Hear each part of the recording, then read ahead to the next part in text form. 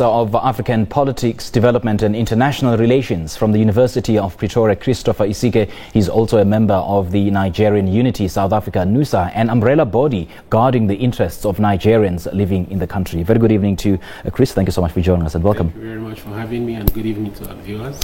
120,000 polling stations throughout Nigeria. Is the country ready? Well, the INEC says they are, so we have to believe that they are. Just a week ago, the thinking, according to them, was they were not ready. They had logistic issues. They had issues with weather, with planes landing with materials. Just yesterday, the INEC confirmed that they were 100% ready. So I guess we have to believe that they are. But then do you think they are? I mean, given all the reports we've been getting in the past week or so? Well, it's a miracle to me how they could be ready in 1 week, considering the information that has come out in terms of people having access to ballot materials, all the information around contracting ballot papers and card readers, which one would expect should have been withdrawn and then reprinted. If all of those are done in a week and materials are delivered to all polling stations within that period, then thumbs up. So what do you think is the political cost of the postponement? Many have been saying that there will be increased voter apathy. Are you also of the same view? Absolutely, absolutely, no doubt. And this is worsened by the president's comment on Monday that those who are caught snatching ballot papers would be shot, and summarily, killed. Those kinds of comments tend to make people scared. I've been in contact with people at home who have been saying they're warning their children, they're warning their men not to come out on election day because they fear that there could be violence. So that puts, some tension and fear on people. And then apart from the fact that people are not able to travel back and forth, within a week. If, for instance, you're working, you have to take permission. If you're doing business, you have to consider the cost.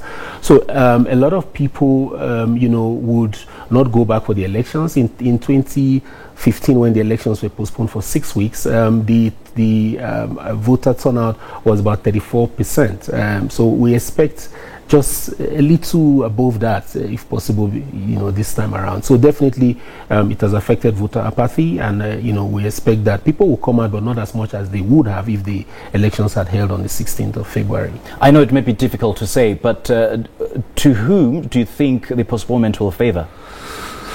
Well, yeah, like you said, it's difficult to say. One would have thought that the ruling party would have killed the excitement of members of the opposition, PDP, those who wanted to come out and vote for them. So it's more likely going to favor, but on the other, the ruling party. But on the other side, it's also possible that it can even become a counter effect for the ruling party and in favor of the opposition, because people could say, okay, it appears that these guys are desperate. They want to, win by hook or crook. Okay, we'll come out and just make sure we send the current president back to, his hometown. So it can cut either way, actually. And what does this postponement say about the Nigerian Electoral Commission? I mean, does it have the necessary credibility? That is, does it have the necessary gravitas to pull off a free and fair elections? Well, that's another difficult one to say. If you look at the elections that they've conducted, in the Nigerian states, in the last 6 months, there are question marks around their ability and trust in them to deliver free and fair elections.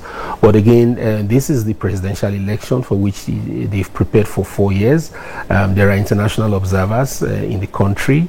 And given the credibility crisis they suffered from the last postponement, I would expect that there will be some determination to prove everybody wrong that they can deliver it.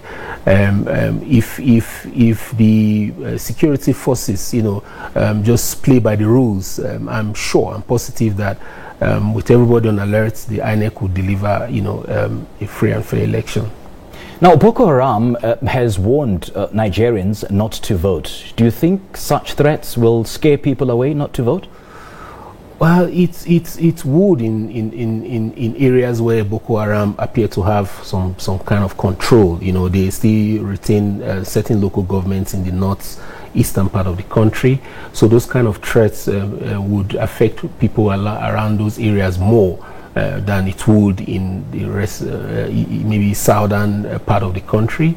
It's something that impacted on the last elections, but more so this time, given that the effects of Boko Haram, in terms of insecurity in the country, had worsened in the last 2 years under the current administration.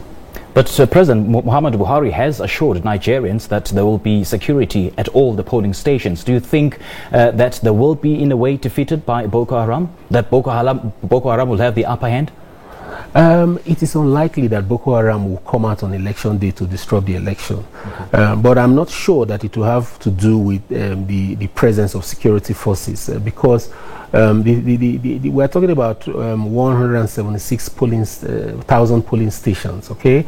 And 84 million registered voters, out of which I hear over 70 million have collected their PVCs for election tomorrow. If all those people come out, it will be a Herculean task for the security agencies to police people across the country, given the geographical spread, given the numbers of people on polling stations. So I do not think that Boko Haram impacting on the elections, disrupting the elections, would be foiled by security agents. It will be more to do with, negotiations, security arrangements, agreements made for elections not to be disrupted. Again, it depends on who they may happen to favor in the elections. That's another factor that can play out. And the election observers, do you get the sense that they are quite happy with what has been happening till this day?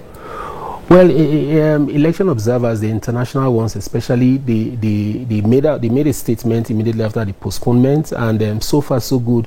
They have not indicated that they are unhappy with the arrangements so far. They've not given any contrary, statement to the preparedness of INEC and in terms of how they are being taken care of. So I expect that they would support. After all, most of them are statesmen. They understand the importance of careless talks. So we would expect that they would do their work tomorrow, and then we will know what they really feel about the whole thing when they give their verdict after the elections.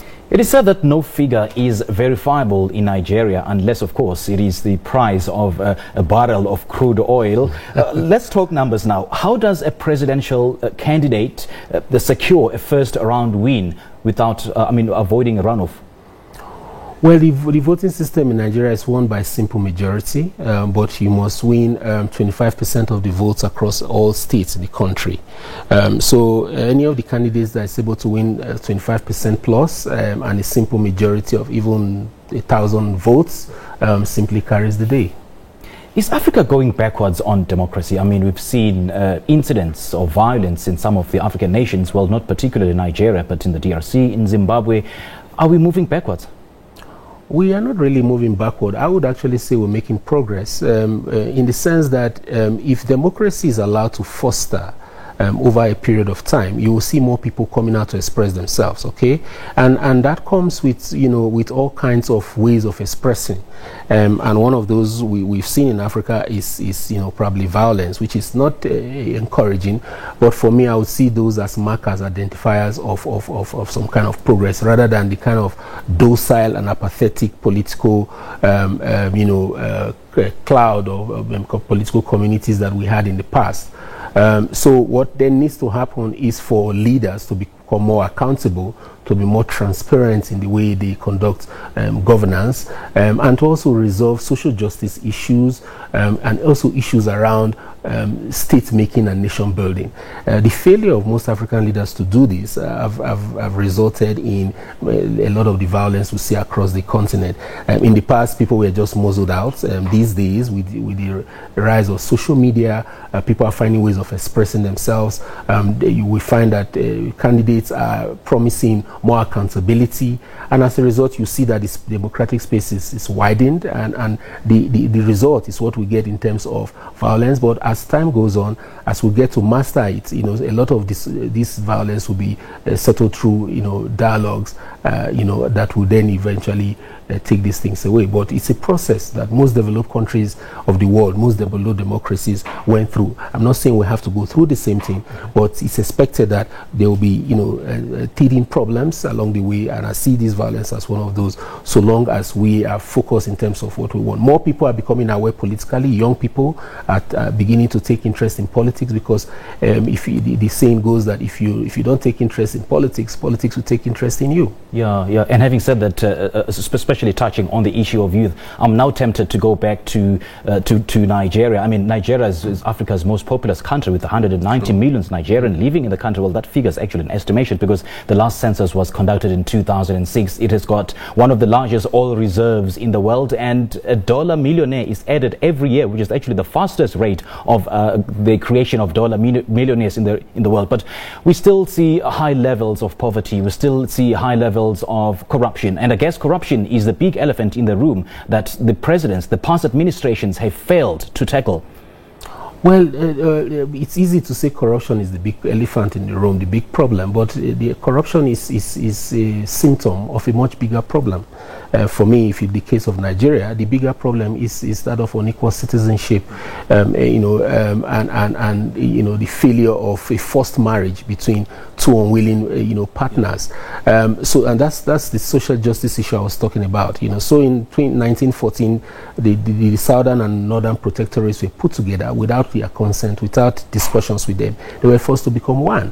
And then the ethnicization of politics has followed the first military coup in 1966, the centralization of government, and then the eventual marginalization of the groups within the country that lay the golden goose, the eggs. I mean, so what has happened is the failure, because yes, there's corruption. There's corruption everywhere in the world. In the United States, there's corruption. In South Africa, in any country of the world, you name it, there is corruption, right? But the problem is, if you do not ask what causes corruption, why are people so corrupt? Why is corruption so endemic in a particular country? If you don't ask those fundamental questions, you will just be grasping at straws and dealing with the symptoms, whereas you leave the real cause untouched. So in Nigeria, the failure is not to do with the corruption. We have been asking those questions, but then unfortunately the answers haven't been coming forth as to why is corruption so endemic. But unfortunately, we don't have much time. But thank you so much for your insights. Thank you very much for having me. Professor of African Politics, Development and International Relations from the University of Pretoria, Christopher Isike. This is The Globe. Let's take a short